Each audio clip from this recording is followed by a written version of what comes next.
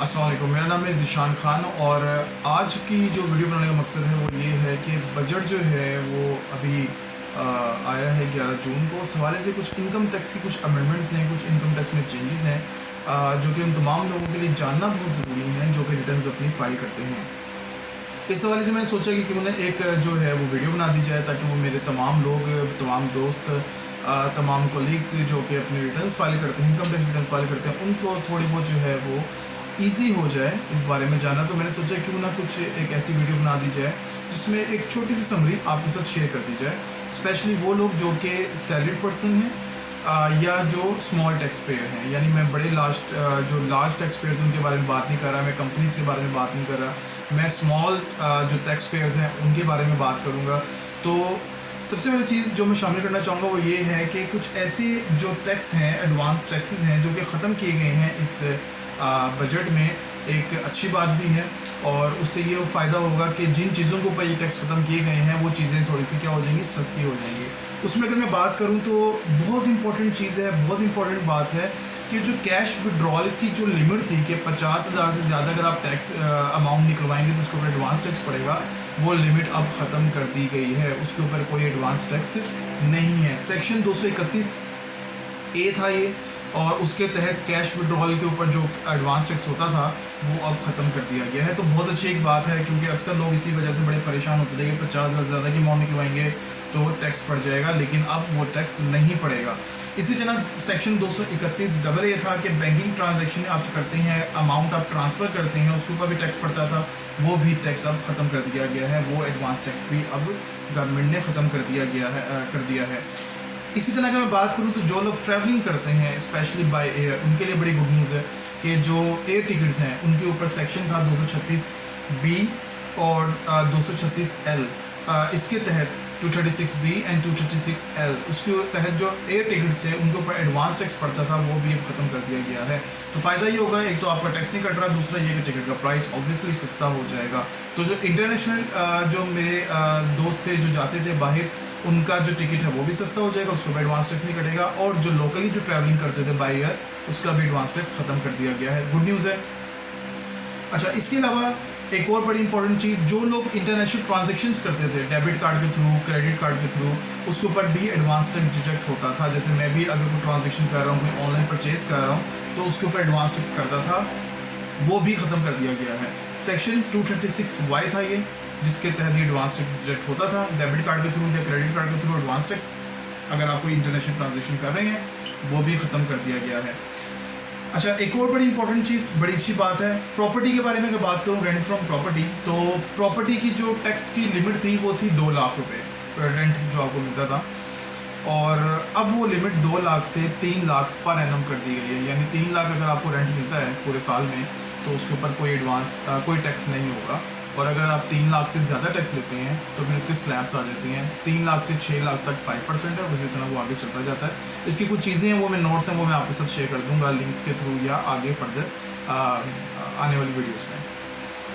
अच्छा, एक और बड़ी चीज़, इंपॉर्टेंट चीज़ थी कि प्रॉपर्टी के ऊपर ये टैक्स पड़ता था सेपरेट ब्लॉक में, यानी इसको अलग से टैक्स पड़ता था, लेकिन अब इसको नॉर्मल टैक्स रिजिम में शामिल कर दिया गया। यानी जो आपकी टोटल इनकम होगी उसके अंदर आपका रेंट जो है वो ऐड हो जाएगा, फिर कलेक्टिवली टैक्स पड़ेगा। ठीक है, पहले होता था कि इसके ऊपर फिक्स 5% पड़ जाता था अगर 2 लाख से ज़्यादा है, और दूसरे टैक्स उसके अंदर ऐड हो जाते थे, लेकिन अब इसको टोटल इनकम के साथ ऐड करेंगे फिर टैक्स पड़ेगा। ठीक है, तो सेपरेट ब्लॉक को ख़त्म करके इसको NTR यानी नॉर्मल टैक्स रिजिम में इसको शामिल कर दिया गया है।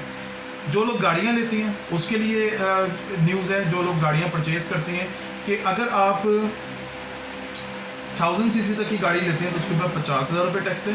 1000 सीसी से 2000 तक की जो गाड़ी है उसके ऊपर 1 लाख रुपये एडवांस टैक्स है, और 2000 सीसी से ऊपर की गाड़ी के ऊपर 2 लाख रुपये टैक्स है। तो ये गाड़ियों की जो अपडेट, जो लोग गाड़ियाँ परचेज़ करते हैं उसके वजह से। तो प्रॉपर्टी का मैंने आपके साथ शेयर कर लिया, मैंने आपके साथ गाड़ियों का शेयर कर लिया, मैंने आपके साथ बहुत एडवांस टैक्सेस शेयर कर लिए जो ख़त्म कर दिए गए हैं। एक और बड़ी इंपॉर्टेंट चीज़ आ गई अब कि पहले जो लोग नॉन फाइलर थे उनका बिजली का बिल अगर आता था 75,000 रुपये का तो उसके ऊपर 7.5% टैक्स पड़ता था। अब वो लिमिट 75,000 से कम करके 25,000 रुपये कर दी गई है। यानी अगर आपके घर के आपके नाम पे बिजली का बिल लगा हुआ है, बिजली का मीटर लगा हुआ है, और आपको 25,000 रुपये तक का बिल आता है और आप नॉन फाइलर हैं तो आपको एडिशनल टैक्स 7.5% देना पड़ेगा। तो ये एक इम्पॉर्टेंट चीज़ है, ताकि वो तमाम लोग जिनके नाम पे मीटर लगे हुए हैं वो नॉन फाइलर हैं, वो फाइलर हो जाएं, वरना बिल के साथ एडिशनल टैक्स पे करना पड़ेगा। नेक्स्ट चीज़ कैपिटल गेन। जो लोग शेयर्स का ख़रीदो फरोख्त करते हैं उनको कैपिटल गेन मिलता था। शेयर अगर आप बेच रहे हैं प्रॉफिट के ऊपर तो उनको उसके ऊपर टैक्स करता था 15%, अब वो टैक्स कम करके 12.5% कर दिया गया है। तो ये भी एक इम्पॉर्टेंट चीज़ है उन तमाम लोगों के लिए जो कि शेयर्स की सेल परचेज़ करते हैं।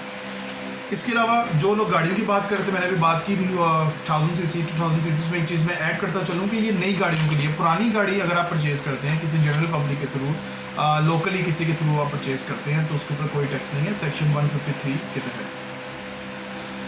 ओके, बहुत इंपॉर्टेंट चीज़ जो मैं अब आपको बताने लगा हूँ, एक और बड़ी इंपॉर्टेंट चीज़ है। काफ़ी लोग जो हैं वो इन्वेस्टर हैं, नेशनल सेविंग के इन्वेस्टर हैं, कौमी बचत में अपनी सेविंग कर रहे हैं।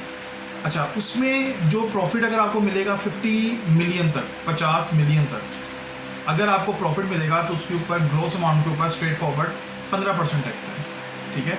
और अगर 50 मिलियन से आप ऊपर चले जाते हैं तो फिर ये आपकी टोटल इनकम के अंदर शामिल होगा और उसके ऊपर फिर टोटल इनकम के मुताबिक ही इसके ऊपर टैक्स पड़ेगा, तो वो काफ़ी हाई रेट बन जाता है, ठीक है।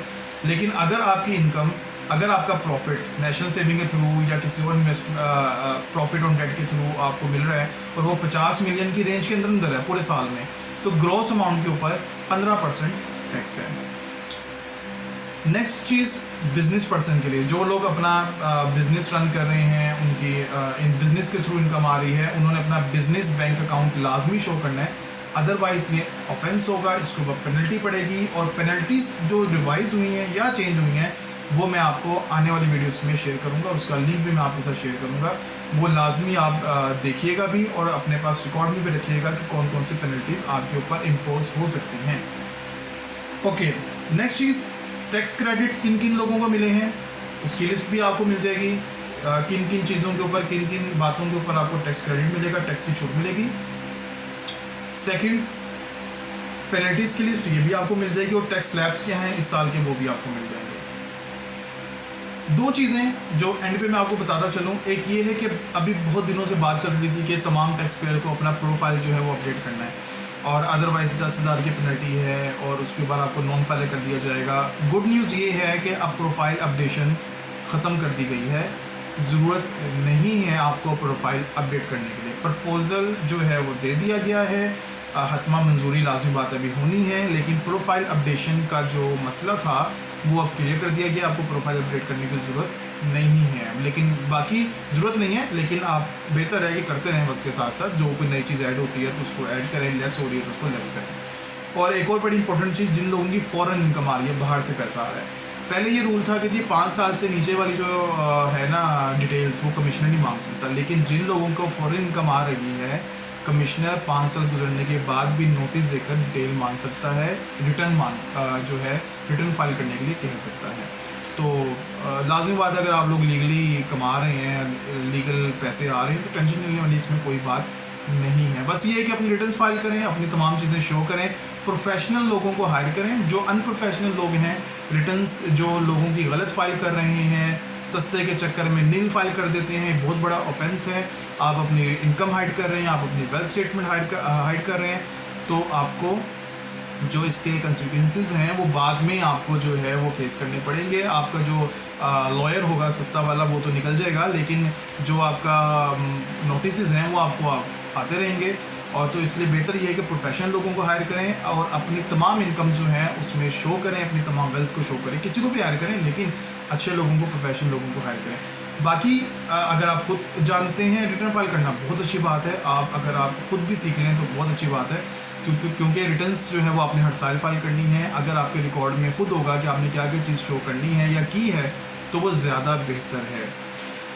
तो ये थी कुछ अपडेट्स जो कि मैंने सोचा कि स्मॉल टैक्स पेयर्स के हवाले से और सैलरी पर्सन के हवाले से मैं आपके साथ शेयर करूं, क्योंकि तमाम ये वो बातें वो हैं जो नॉर्मल हम लोग जनरली, जैसे मैं हो गया और बाकी जो लोग हो गए, वो करते हैं फॉलो, गाड़ी या प्रॉपर्टी के हवाले से, सैलरी के हवाले से, एडवांस टैक्सेस के हवाले से।